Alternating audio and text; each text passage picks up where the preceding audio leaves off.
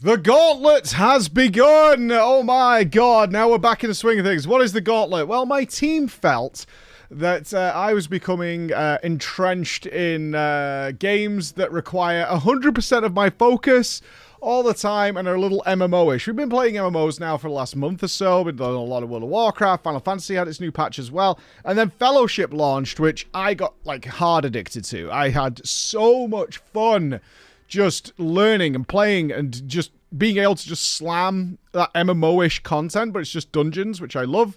I love dungeons just over and over again, especially with old friends from my old guild, and just generally having a blast. But that took away from our variety. And so, behind the scenes, the team concocted the gauntlets. I don't know much about it. I know the process we're going through. I don't know what the end result is. What they gave me was a time limit until Final Fantasy Tactics launches, which is a game we've all been looking forward to for about 2 years now. And what the process seems to be, again, cut me a little rope here, I don't know how this ends, is I've been given a time limit up until Tactics launches to fulfill what they've described as the gauntlet. And what appears to be happening is that there's a vote on my live stream where the games that my team puts forward for consideration, like during meetings, they're like, yo, because they all play different genres, like very, very different gamers amongst the team. Is like, I've discovered this game. I think it's fantastic. I think you would do really well with it and have fun with it. You should think about this. And that list is really big. The list becomes a meme. That list is long and hefty. And often, ultimately, I'm going to choose whatever I feel like playing. And so this backlog has existed. So what seems to be happening is they've all put forward a game that they're like, I think you'll really like this. And then there's a vote in the chat as to whose they want. And I assume I have to beat all of them regardless, but it's who do you want next based on their personalities. So that'd be Bex, Chris, Edrem, and Nupss. Put their games forward. So first on the list, apparently that was chosen, I think because she's got vacation coming up, was Bex's choice, which was No Man's Sky, I think it's called Avengers, or Avenging, something like that. It's not DLC, it's patch update. So let's talk about it, because I finished that challenge now, and we're on to Chris's, which is Halo. He's been trying to get me to play Halo now for about 6 years. He's such a huge fan of it, and he's like, you're going to love it, it's great. And so I'm not surprised that his choice was Halo. Let's talk about No Man's Sky then. No Man's Sky, I touched briefly, I think about 5 hours in a sponsored stream in 2022. I believe it was in 2022 when they had the huge overhaul of the game. One of the many, right? No Man's Sky is a very sordid history. I think we can say like it launched to such, it had such anticipation and launched to such a negative reaction compared to what it was supposed to be and what it was like advertised to be and what it was marketed as, and it just wasn't that when it came out. But I'm sure many of you have probably seen the Internet Historian video, which was like the engoodening of No Man's Sky, which was many years ago, because Hello Games stuck with it. They didn't give up. They didn't just like take whatever sales money at launch and just go away. They stuck with it and continuously update it even to this day and add more and more things to a game that is now considered phenomenal by the people who've played it. Now considered absolutely fantastic. So the big thing, and you might have seen this if you follow any sort of gaming social media or visit any websites or whatever, is a lot of screenshots popping up of people building their own custom starships, which is the biggest update, the big update they've just released. This is what they've made, is this Corvette system where you literally construct and design just by bolting things on to starships to create whatever you want. And people have made some absolutely ludicrous things. Floating islands. Like, the creativity here has been off the charts. Absolutely off the charts. Bex showed me hers. She's built like a dragon. She's built a raccoon. She's built a little like bumblebee. All colored and themed with wings and things like that. Because they've not limited it to, you know, basic starship structures of big, you know, metallic blocks that you stick together. You can put like flora on them and things like that. So Bex really wanted me to see that and experience that, so she introduced me to what's called expeditions. So expeditions apparently came into the game a long time ago, and these expeditions are like split off from the main game, which is like the main universe, is you go and do this expedition. And if you can do it with your main character, you can totally go and do that. Alternatively, they give you the choice of just doing fresh game, do the expedition, and what they'll do is just provide you with the basics you need in order to be able to get through it just fine. And you will actually, although the universe is there, you will generally travel, if you follow the mission sequence, to pre-made solar systems, because it'll say discovered by Hello Games, which ensure that you have everything you need in order to do the expedition in that solar system. But there's players everywhere, like super busy, very, very busy environment. So that's the idea, is you do this like side story expedition, and then at the end of it, it adds it to your main character in the main game. So everything you've done isn't lost, isn't wasted. It just then transfers that into the main game for you, so you've got everything there. Okay, let's talk about the good stuff and the bad stuff. Let's start with the good.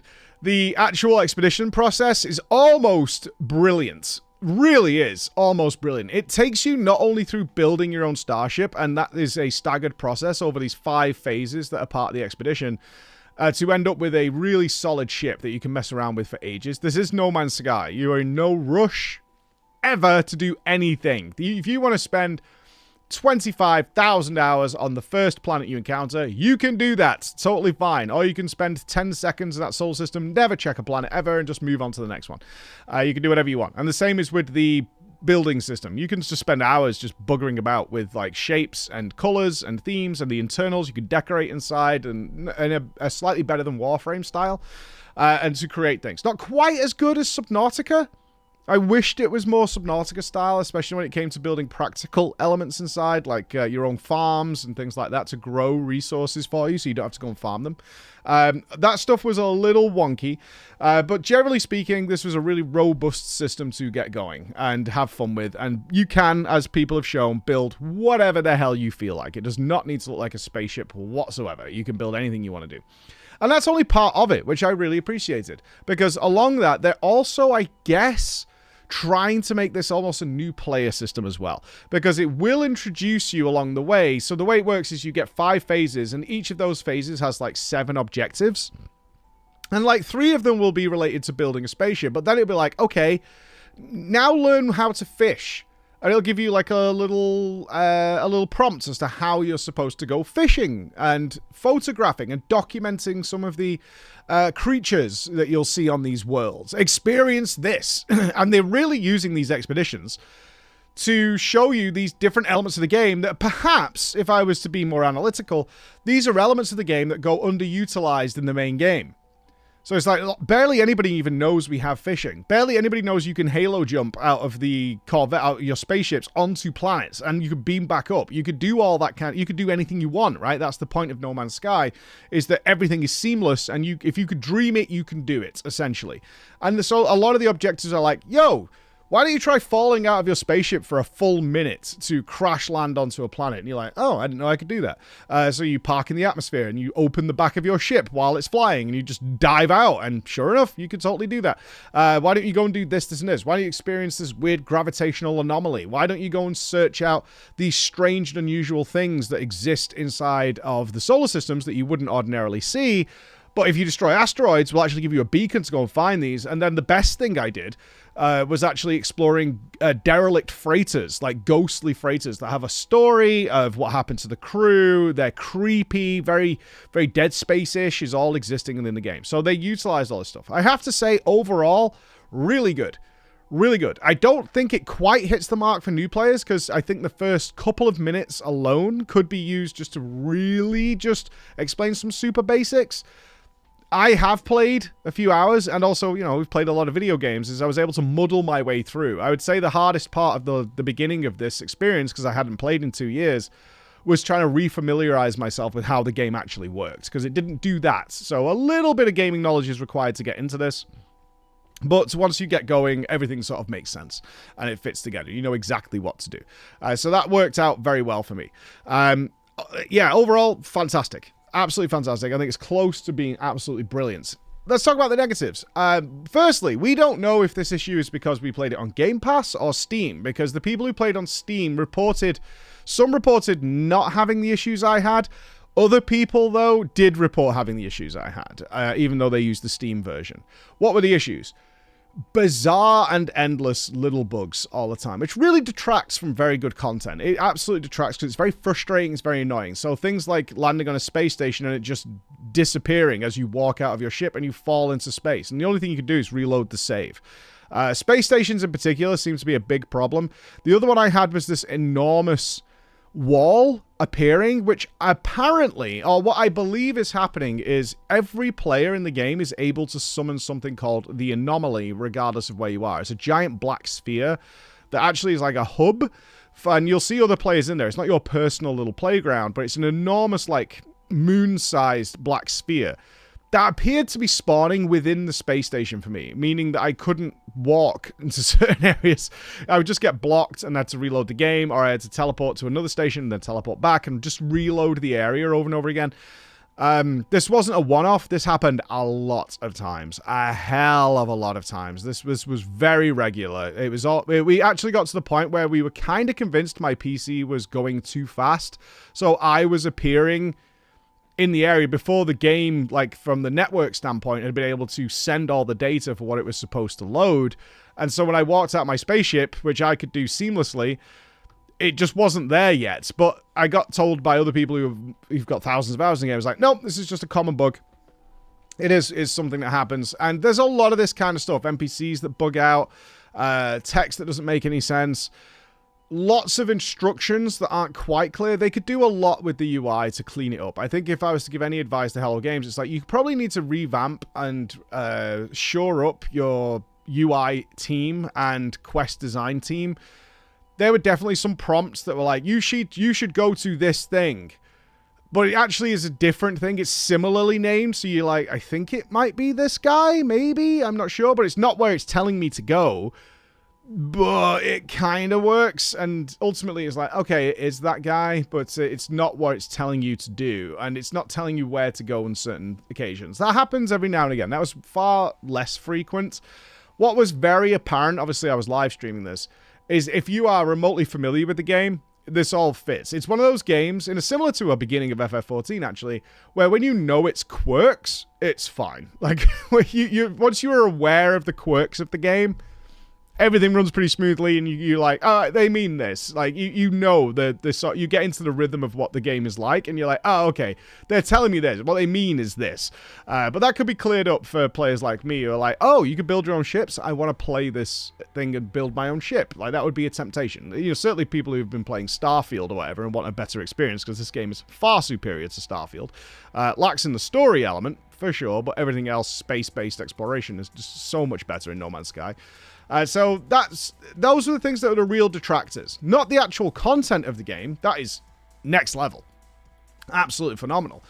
But the actual, like, robustness of the game. The actual, you know, the nuts and bolts of what was going on in the game was frustrating, to say the least. I have to give a special shout out here to the bizarre decision, I think, of making every planet in the expedition contain something called aggressive sentinels. These are like the space police.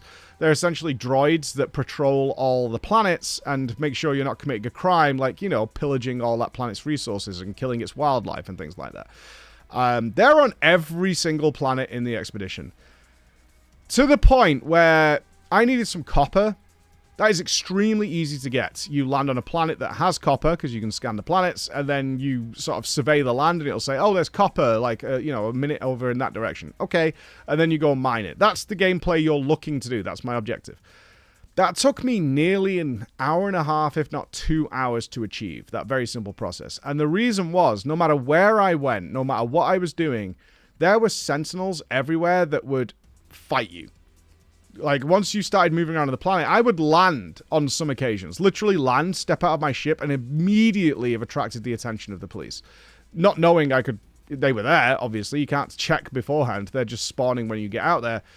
And what this leads to is a sort of Grand Theft Auto-style wanted system, where you have wave after wave of enemies, which ultimately culminates in a giant, like, mega mech warrior boss that comes around. And I had to fight it, because if you do defeat the final wave and kill the boss, not only do you get very good loot, but it actually disables the security for that planet.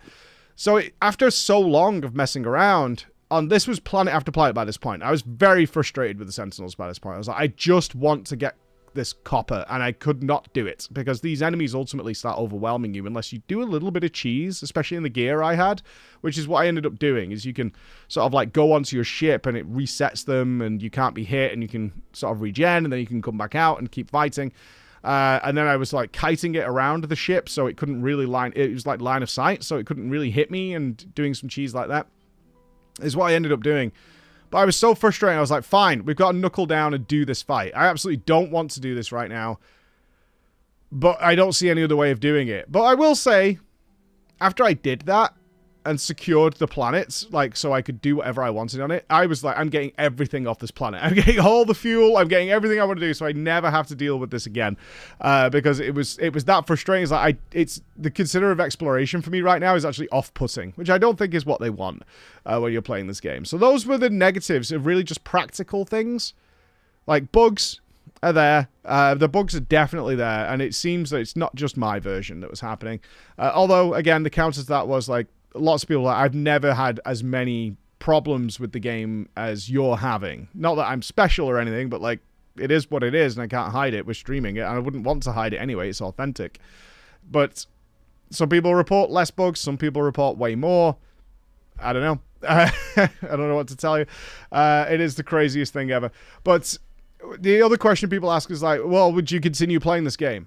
I would continue playing this game if I had more time in my life. And this is why I think this game appeals to a lot of people in our audience who are in the MMO genre especially, which ultimately have a lot of downtime and are more of a social and long experience. I'm fearful, and have been since I stopped actively just pursuing just World of Warcraft those years ago, of being in a game that actively wants to...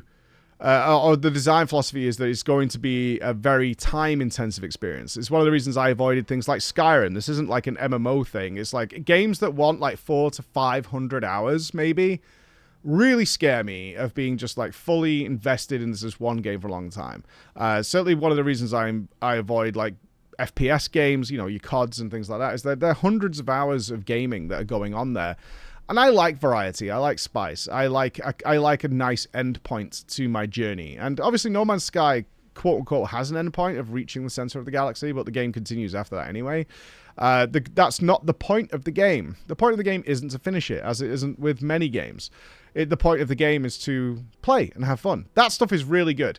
But it's not something I would do socially, despite the fact I could see me in 20 years playing the hell out of this game when I'm just like, you know what? I don't need to do anything tomorrow. I don't need to get up and take my kids to school. I don't need to get home and make them dinner, which, you know, this is my day-to-day lifestyle now. That's what I would look for. As somebody who is streaming and not watching streaming while I'm working or while I'm playing my main game or whatever it might be, that's the only issue I have with it, is this game will consume you in a good way. And that's why I wouldn't play it. Does that make sense? I hope so. Is that I wouldn't play it because I know what this is going to look like. I know exactly. I know that I could spend 3 days making the perfect recreation of the Star Trek Enterprise, and then making my own base and custom world, and then outfitting a palace on a planet and things like that. And that's why. But can I recommend it? Hell yeah. I could totally recommend it. I just wouldn't play it myself casually for those reasons. All right. We're on to Halo next. I have the biggest gripe. I'm halfway or most of the way through Halo. I don't know. It's it's an older game. It's like 2001. We're playing the Master Chief Collection Cutting Edge Celebration Anniversary Edition. I don't know. There's like 60 different versions, but the one that was recommended to me of the Halo 1. I have the biggest gripe ever. That is just actually so obnoxious. Well, I'll tell you about that tomorrow. Goodbye.